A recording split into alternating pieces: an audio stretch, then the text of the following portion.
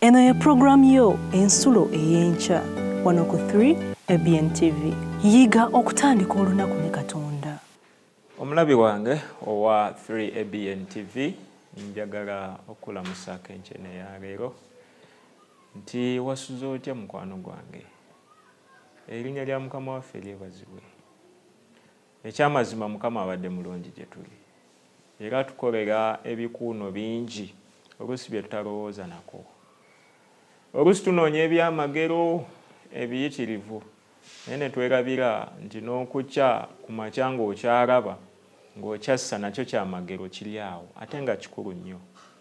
Nsuubira nti kye kisinga mu byamagero byonna oba kyekyokubiri.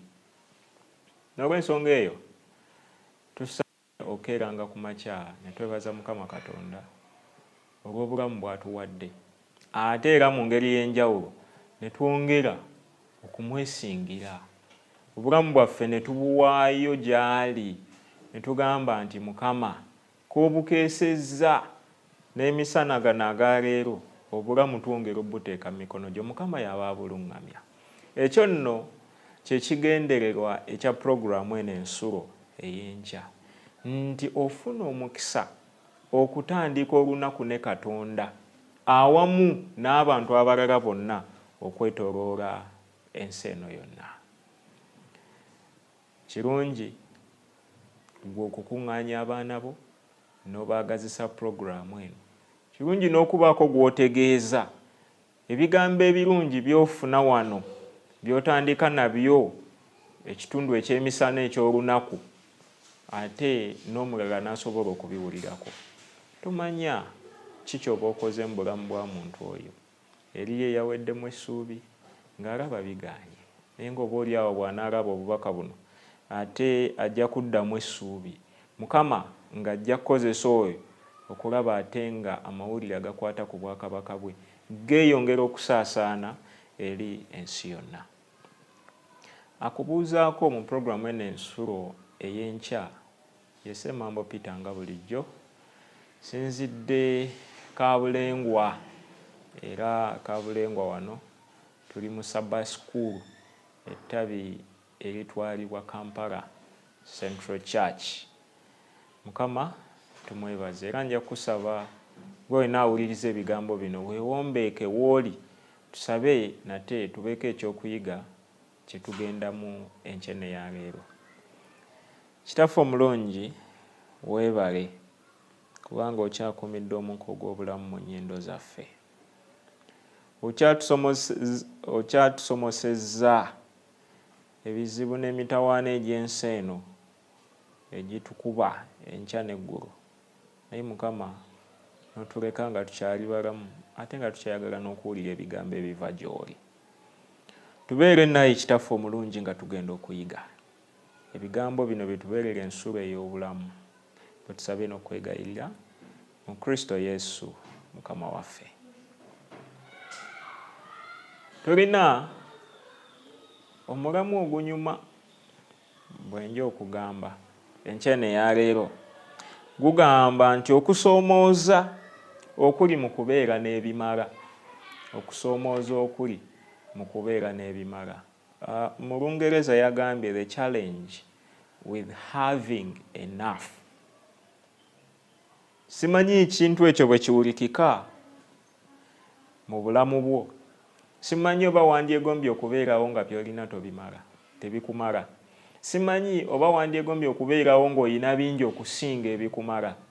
Naye omutwe guyina ekirowoozo kye guteeka mu mitwe gyaffe nti ate n'okuba n'ebimala waliwo okusoomooza okujjiramu. Nsaba oteekeyo ebirowoozo okulaba nga tutambulira wamu okubaako kye tuyiga enkya eno eya leero.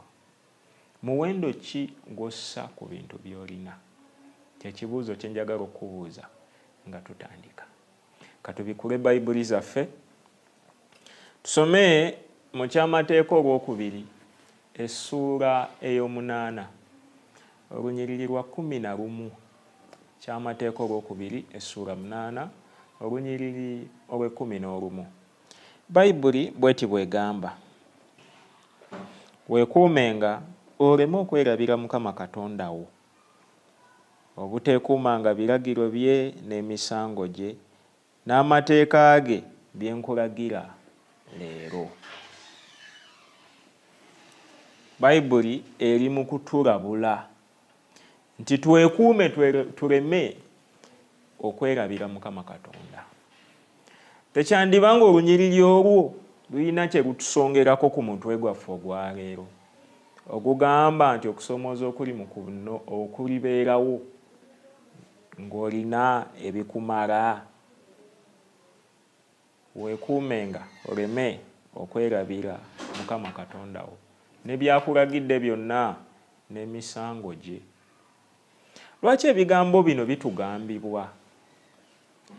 Omanyi tuli mu mulembe oluusi tuguyita omulembe ogwa tekinologiya. Naye njagala okugamba nti omulembe ogukulira ku sipiidi etenkanika, sipiidi ya kizungirizi gye tutambulirako ensangi zino. Kano kaba kaakajja akalala nga kajja. Kwegamba ebintu ebyanguya obulamu biyitiridde obungi nti oluusi kyangu nnyo ebirowoozo byaffe okubijja ku ekyo kye tuba tulina okubiteekako. Waliwo ebikemo bingi ebizze n'emirembe nga gijja gikyuka awamu ne tekinologiya agenda yeeyongera. Fegamba n'ebikemo nabyo bigenda byeyongera mu bufunza, ate bigenda byongera okutusemberera okusinga ne bwe tuyinza okukirowooza. Naye n'okukola ne tubaako bye tufuna mu nsi eno ate nako kutuleetedde ebikemo bingi oba oli awo by'obadde tolowoozanga nako. Naye nga Mukama Katonda enkyene eyaleero ayagala tubiteekeko amaaso, ebirowoozo byaffe biddemu okudduka nga bidda mu kkubo ettuufu. Waliwo ebigambo ebiri wano mu kyamateeka olwokubiri. Ku luno ngenda kusoma 11 mpaka ku 14. Njagala ofune bulungi biki ebiri emabega ow'omulamwa guno ogwaleero. Bayibuli egamba bweti nti weekuumenga oleme okwerabira Mukama Katonda wo, obuteekuumanga biragiro bye n'emisango gye n'amateeka ge bye nkulagira leero. Bw'onoomalanga okulya n'okkuta era ng'omaze okuzimba ennyumba ennungi n'okutuula omwo, era ente ezo n'embuzi zo nga zaaze, n'effeeza yo ne zaabu yo nga byaze, kale omutima gwo gulemenga okugulumizibwa ne weerabira Mukama Katonda wo eyakuggya mu nsi y'e Misiri mu nnyumba ey'obuddu. Bw'oba owuliriza bulungi oteekwa okuba nga kati okwanaganyiza bulungi omutwe gw'ekyokuyiga n'ennyiriri ze nkusomedde olunaku olwaleero. Bayibuli etugambye nti weekuume, si kubanga bw'omala okulya n'okkuta by'okola ng'olaba bivuddemu bizinesi mu nsangi zino tugamba ng'ekutteyo, ng'osomye n'otuuka ku buwanguzi oba n'otikkirwa digiri n'ebisingawo awo, kwegamba ng'olimye n'okikuba ng'abantu bwe batera okugamba ne bibala, ng'okoze amagoba ge tuyita agannabbugira, kwegamba buli kyokutteko n'engalo zo nga kyaze, ng'okubisizza mu ebyo by'obadde nabyo. Bayibuli egambye nti weekuumenga, nti wakati mu buwanguzi obufaananako bwe butyo olemenga okwerabira Mukama Katonda wo. Katonda tatugaana kukola nnyo kubaako bye tufuna mu nsi eno. Ekyo si kye kigendererwa kye. Era Katonda tatutondangako kubeera awo bangalo bunani abatalina kye tusobola kukola. N'ekibi bwe kyali nga tekinnabaawo, Mukama Katonda yateeka omuntu mu lusuku Adeni n'amugamba nti alulimenga alukuumenga. Ekitegeeza nti yalina okukola, naye Mukama awa omukisa emirimu gy'emikono gye asobole okubaako kyatuukako. Naye ffe tukutte tutya ebyo ebivudde mu kukola kwe tukoze. Mukama ng'atuwadde omukisa, omukisa ogwo tugukozesezza tutya? Omulamwa ogwaffe ogwaleero awo we gusimbye amakanda nti bwe tukola, bwe tulaba nti tukoze bulungi, tuviisizaamu amagoba, bye tubadde twagala tubituuseeko, ki ekiddako? Awo we wali ensonga yaffe ey'olunaku olwaleero. Oyinza okuba Mukama akuwadde omukisa ng'olabyeko ku bantu ab'enjawulo abagaggawadde naye ng'ate baali baavu lunkupe, naye n'abaako engeri Mukama gy'amukwatiramu mu ngeri ey'amangu, n'abaako obugagga bw'atuukako. Mwattu ne weesanga ng'omuntu oyo yali amanyi nnyo Katonda, nga mu kkanisa abeerayo ng'asinza, naye nga bwe yamala okufuna ssente n'olunaku lwa Sabbiiti takyasobola kulukuuma, wabula agamba bakasitoma basinga kubeerawo ku Saturday, kati sisobola kusiiba ku kkanisa. Ajja mu worship service awo ssaawa 5 paka 7 n'amala n'addayo. Naye nga bwe yali tannafuna kasente, yakeerangawo ku makya n'atereeza obutebe bw'ekkanisa, n'asiibawo, n'avaawo ekawungeezi Sabbiiti ng'emaze okuggwako. Naye ng'ate Mukama bwe yamuwa omukisa n'abaako kyatuukako, ate ne yeerabira. Bayibuli etugambye nti bwe tuba tulidde ne tukkuta ate tuleme kwerabira Mukama wa gy'atujje, tuleme kumuvaako, wabula tubeerengawo buli kiseera nga tumanyi ensulo entuufu ey'obugagga bwe tufunye.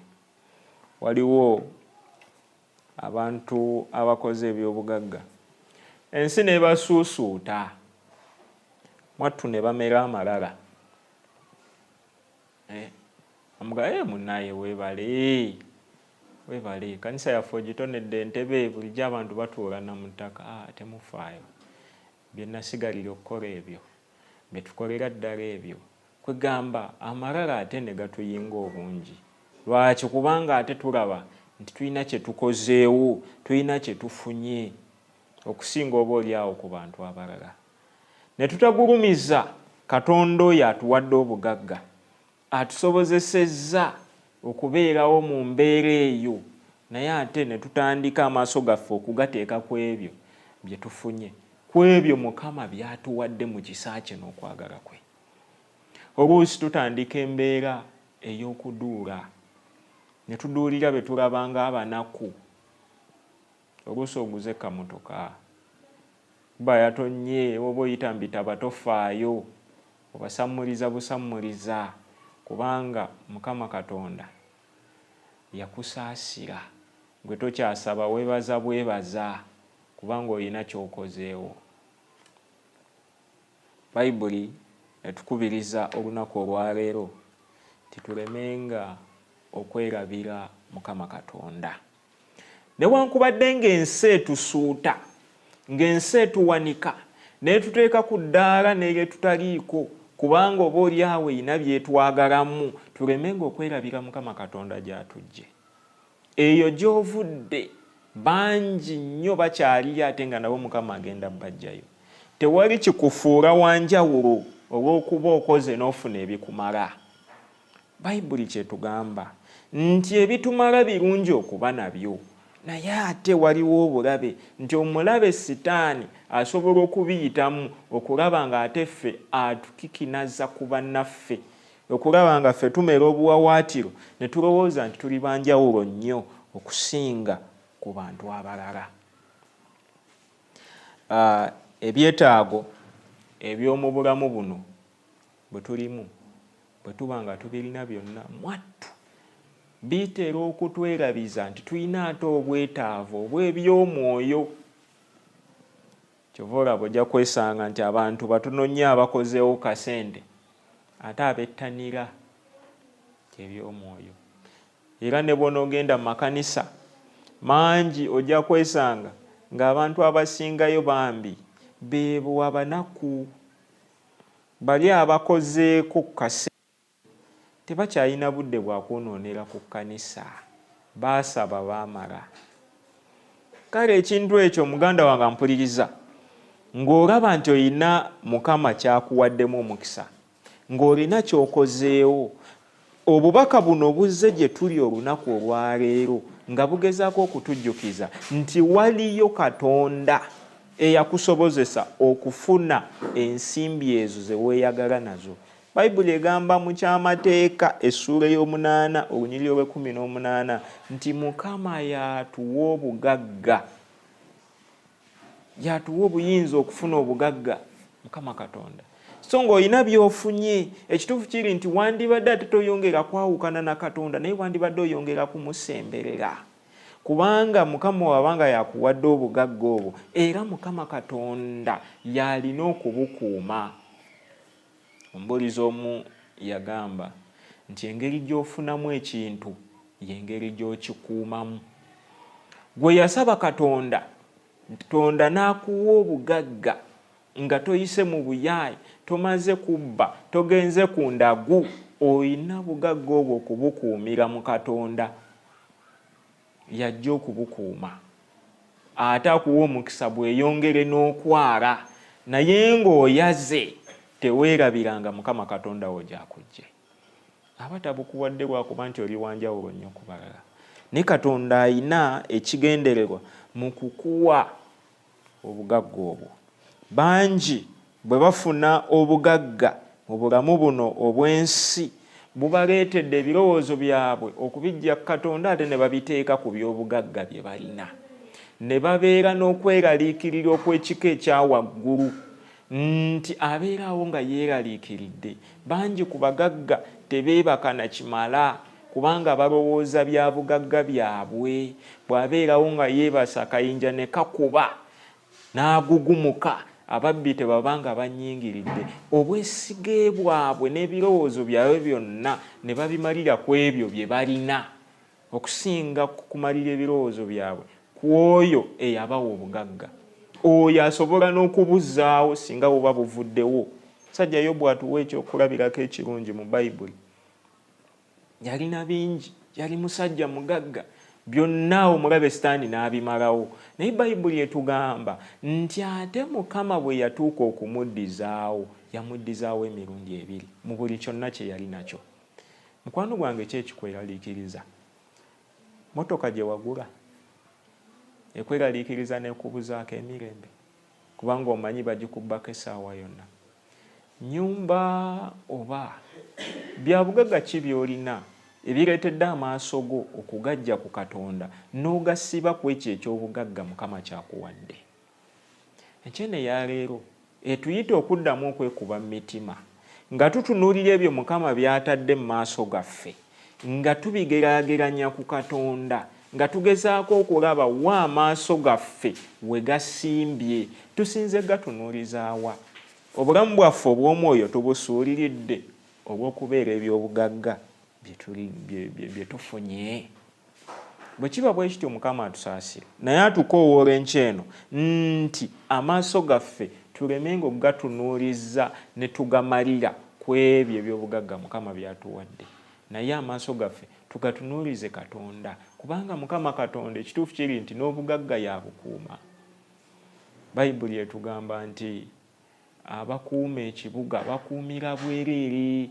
Mukama Katonda bw'abanga atali mu bintu ebyo, Mukama Katonda bw'abanga si yakuumye, abakuuma bakuumira bwereere. Weeraliikirira lwaki olw'ebyo Mukama byakuwadde ng'ate si gwe wabyewa?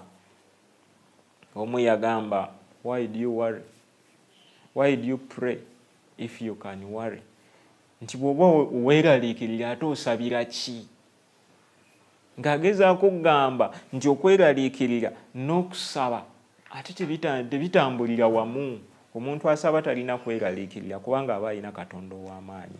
Naawe Mukama gw'awadde ebingi okusinga ku balala, nkusaba oleme kweraliikirira ebyo Mukama byakuwadde. Wandibadde osinga kweraliikirira nkolaganayo na Katonda. Waliwo okusoomooza okuli mu kuba n'ebintu ebikumala. Si bibi, naye amaaso gaffe kasita tugatunuuliza ebyo. Awo ebyobulamu bwaffe obw'omwoyo n'enkolagana yaffe ne Katonda ate tuba tubirinyiridde.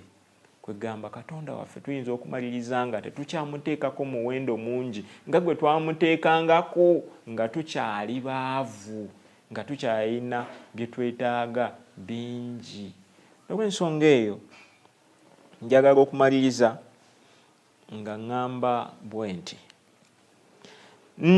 obungi obw'ebintu Mukama byatuwadde, Mukama bituwadde tuyinza okumujjukira ate era tuwagire n'omulimu gwe.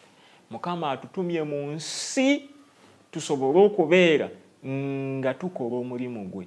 Obugagga, resources ebikozesebwa Mukama byonna byatadde mu maaso go, abitaddewo okulaba ng'osobola okuwanirira omulimu, ng'oguwagira mu ngeri emu oba endala, ng'okozesa ebyo Mukama Katonda byakuwadde. Ekyo bwe kinaagaana amaaso go ojja kuba ng'ogatunuulizza bya bugagga. Maaso gaffe tugatunuuliza obuvunaanyizibwa bwe tulina. Makka essula 8:36 Bayibuli ebuuza nti kale kiri mugasa ki omuntu okulya ensi yonna naye n'afiirwa obulamu obutaggwaawo? Mukwano gwange andaba, kinaakugasa ki okulya ensi ne weekuŋŋaanyizaako ebintu byonna naye ate obulamu obutaggwaawo n'obufiirwa? Natandise nkubuuza ekibuuzo, omuwendo ogutadde ku ki? Ku Katonda akuwa obugagga oba ku bugagga Mukama Katonda bw'akuwadde? Saba olowooze ku bigambo ebyo kuyita bulunaku olwaleero. Amaaso go ogakyuse ogatunuulize Mukama Katonda. Oyo alina byakuwadde ajja kusobola okubiwanirira awatali naawe kweraliikirira. Katuwombeeke tuweeyo okusaba. Weebala Kitaffe kubanga otugabiridde bingi okuyitamu ebyo bye tukola era ne bye tukoze mu nsi eno.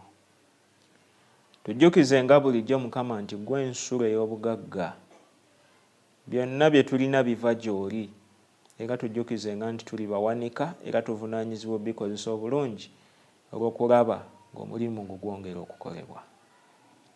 Tuyamba Ekitaffe omulungi nti amaaso gaffe galemenga okutunuulira eby'ensi naye gatunuulirenga eby'eggulu. Ng'olina ky'otuwadde Ekitaffe era nga bulijjo bw'otuwa, obwesige bwaffe tuleme okubiteeka mu bintu naye ate tubuteekenga mu ggwe. Tuwaayo emirimu gyaffe egy'olunaku olwaleero Mukama. Tusaba obeere mu gyo, gitambule bulungi era nga tugikola giweese erinnya ly'ettendo n'ekitiibwa. Otuwa obulamu obulungi Mukama. Abali mu ffe nga tulina enkenyera mu bulamu bwaffe, otusaasire, otuwonye ayi Mukama. Tunaakutendereza ne tukuweera obujulizi nti bwe twasaba Ekitaffe omulungi owulira n'oddamu okusaba kwaffe. Weebala Ekitaffe, tukkiriza nga owulidde okusaba kuno mu Kristo Yesu Mukama waffe. Amiina. Yiga okutandika olunaku ne Katonda. Olwo nno ebisuubizo bye birabike gy'oli.